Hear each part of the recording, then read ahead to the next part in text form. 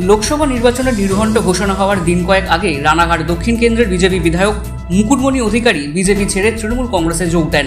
তৃণমূল তাকে রানাঘাট লোকসভা কেন্দ্রের প্রার্থী করে, সেই মতো নির্বাচনী প্রচারও শুরু করেন তিনি। তবে ভোটে যে দলবদলের কোনো নেতিবাচক প্রভাব পড়বে না তা আজ স্পষ্টভাবে জানিয়ে দিয়েছেন রানাঘাট তৃণমূল প্রার্থী মুকুটমণি অধিকারী। বাতকুল্লায় কদমতলা অঞ্চলে মতুয়াদের একটা ধর্ম সম্মেলনের শুরু হয়েছে।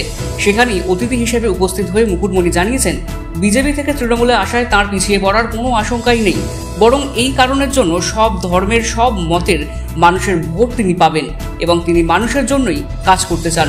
তিনি আরও বলেছেন, মূলত প্রতিশ্রুতি রক্ষা করতেই বিজেপি থেকে তৃণমূলে এসেছেন। প্রথমেই সমস্ত হরিভক্ত, সনাতনী ভক্ত এবং সমস্ত ধর্মের সমস্ত মানুষের চরণতলে প্রণাম জানাই। দেখুন, এটা রাজনীতির মঞ্চ নয়, তবু আমি বলবো যে সমস্ত মতুয়া, সনাতনী এবং সমস্ত ধর্মের বর্ণের মানুষ রানাঘাট লোকসভায় আমার সঙ্গে আছেন। আমি স্পষ্টতই 100% আশাবাদী। দেখুন, পিছিয়ে পড়ার কোনো আশঙ্কা নেই। সমস্ত ব্যক্তিত্ব, দলীয় সমর্থকরা সঙ্গে আছেন এবং তার বাইরেও যত মানুষ আছেন তারা কিন্তু স্নেহাশিস, আশীর্বাদ, ভালোবাসা বর্ষণ করছেন।